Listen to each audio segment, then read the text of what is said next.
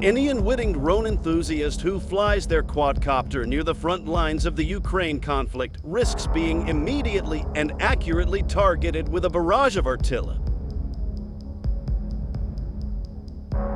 That's thanks to a controversial piece of Chinese technology called Aeroscope. The surveillance system is made by DJI, the world's preeminent drone producer, and is able to detect the flight path of most DJI-branded devices and pinpoint exactly where the drone's operator is standing.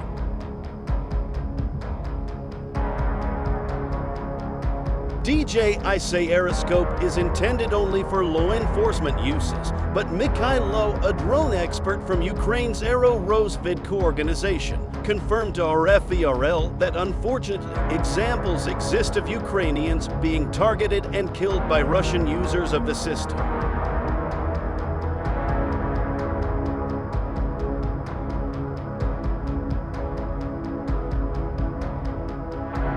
Aero-Roзвідka this week marks its 8th year of operation. The Ukrainian organization began as a group of drone enthusiasts who saw the potential for quadcopter technology in warfare. Today, the group works closely with the Ukrainian military and is widely viewed as a key factor in Ukraine's war effort. Its co-founder was killed in 2015 while on a reconnaissance mission in the Donbass.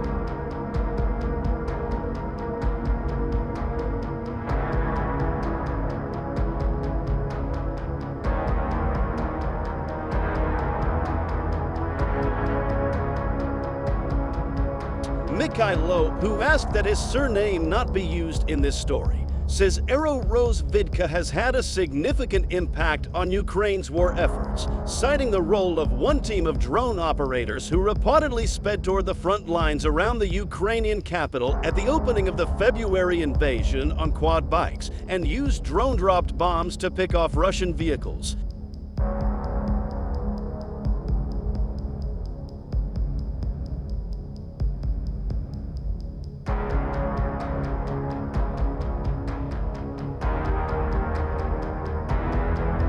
Mikhailo says it was largely because of Aeroscope, the Chinese tracking technology in use by Russian forces, that Aero-Roзвідka developed its own drones capable of evading the DJI sensor. A Ukrainian-made octocopter called the R-18 first flew in 2019 and has been able to destroy Russian targets worth millions of dollars by dropping explosives weighing up to 5 kilograms.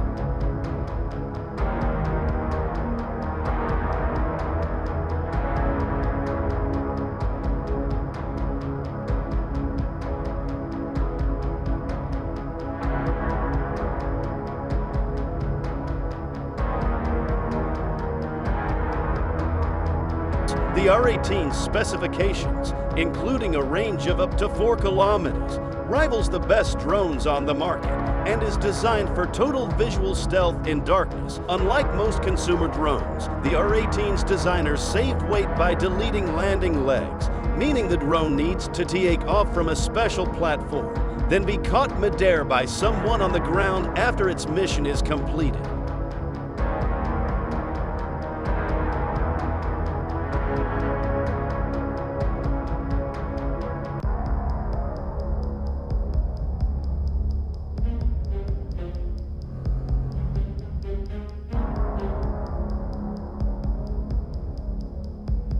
The R-18 also differs from consumer drones in its use of thermal imaging cameras, which give a relatively low-resolution black and white image. The advantages: we can fly in the night. Mikhailo says, when the thermal signatures of people and machines are more distinct than during warm summer days, and the drone can't be targeted by small arms fire.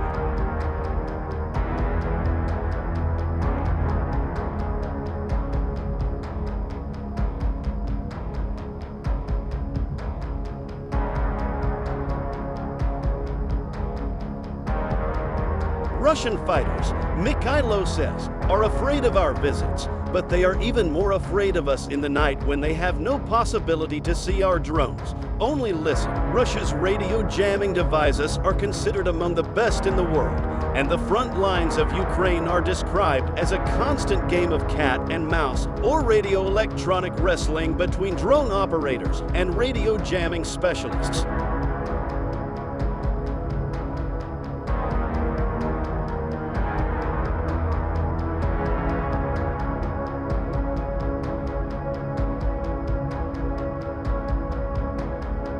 Mikhailo says there are various life hacks employed by Ukrainian drone pilots to evade detection on bombing and reconnaissance missions. He is unwilling to discuss those tactics in detail, but some drone pilots have talked about the importance of extremely low-level flying toward a target to avoid detection from radar systems.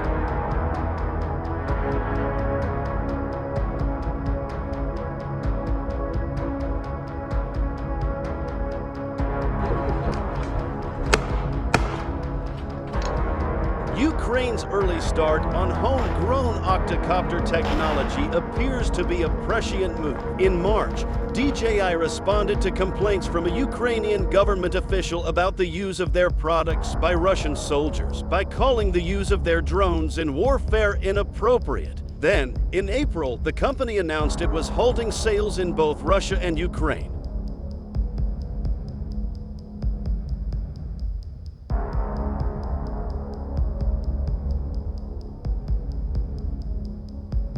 A spokesperson told Reuters that DJI abhors any use of our drones to cause harm, and we are temporarily suspending sales in these countries in order to help ensure no one uses our drones in combat.